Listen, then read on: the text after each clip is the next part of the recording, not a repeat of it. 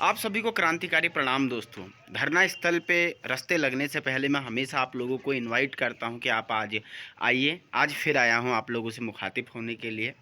आज मेरी हड़ताल का 10वां दिन है और आज मैं चीफ मिनिस्टर धामी साहब ने अखबारों के माध्यम से जो एक आरोप लगाया है कि बहुत सारे लोग भड़काने की बच्चों को कोशिश कर रहे हैं, इनके जंजाल में ना फंसें, ये आपका करियर बर्बाद कर देंगे। पता नहीं बुरा भला इनडायरेक्टली कहा जा रहा है, हम ही से कहा जा रहा है बेसिकली। तो मैं एक सवाल धामी साहब से पूछना चाहता हूं और उनके आरोपों का जवाब देना चाहता हूं।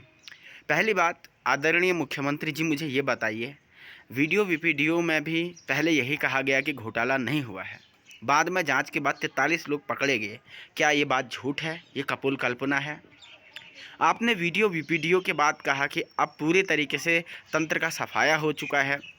यूकेपीएससी एक बहुत ही ईमानदार आयोग है जिस पे शक नहीं करना चाहिए। पूरे राज्य का तंत्र स्वच्छ है। उसके बाद भी पटवारी का पेपर लीक हो गया और चतुर्वेदी गिरफ्तार हो गया। ये क्या कपोल कल्पना है? आप ऐसे हवा में बातें, देखिए धामी साहब आप मुख्यमंत्री हैं, बड़े हैं, लेकिन बातों की गहराइयों को समझिए। और मैं एक बात आपसे आज और कहना चाहता हूँ, आप जिन नेताओं को बचाने के लिए, जिन बड़े मगरमच्छों को बचाने के लिए बच्चों पे लाठियां चलवा रहे हैं, वो लोग ही आपकी गद्दी खिसकाने में लगे हुए हैं। मेरे कुछ वरिष्ठ पत्रकारों से बात हुई, मैं आपको बताता हूँ, आपको पता है या नहीं है, लेकिन दिल्ली दरबार आपसे बहुत नाराज़ है। जिस प्रकार से 2024 का चुनाव है और युवा पूर्ण रूप से आपके विरुद्ध है। पेपर देने के लिए युवा चले गए, इसका मतलब ये नहीं होता कि 1 लाख लोग आपको वोट भी दे देंगे। खुश आपसे शायद एक छात्रों का 10% वर्ग होगा, 90% वर्ग दुखी है और इस दुख का परिणाम मोदी जी को 2024 में भुगतना ही पड़ेगा, इस बारे में कोई तय नहीं।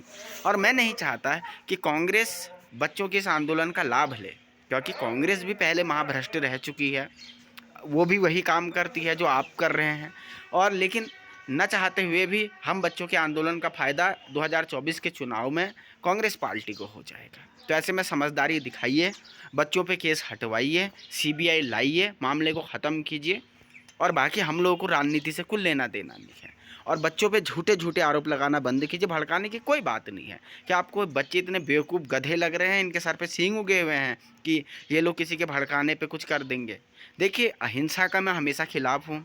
अलोकतांत्रिक तरीक़ों से जो चीज़ें होती हैं उनके मैं हमेशा से खिलाफ़ हूँ।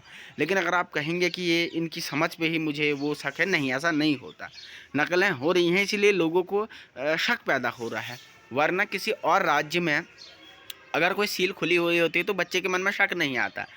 सील खुलना कोई बहुत ऐसी बात भी नहीं है। मैन्युफैक्चर में जब 1.5-2 लाख पेपर बन रहे हैं तो हो सकता है किसी में चिट ना चिपकाया हो, किसी का टूट गया हो। मैन्युफैक्चरिंग में भी तो ऐसा संभव हो सकता है। अगर राज्य सरकार की छवि अच्छी होती तो बच्चे शक नहीं करते, लेकिन कहीं ना कहीं हम कह सकते हैं कि छवि ही ऐसी बन गई है तो अफवाहें न चाहते हुए भी उड़ जाती हैं। इसके लिए सरकार को अपनी छवि, आयोगों की छवि सुधारनी चाहिए, ना कि आंदोलनकारियों पर आरोप लगाने चाहिए। मैं फिर आपसे अपील करता हूं कि नेगोशिएशन कीजिए। आपको अपना अगर मुख्यमंत्री पद है तो बड़प्पन दिखाना चाहिए।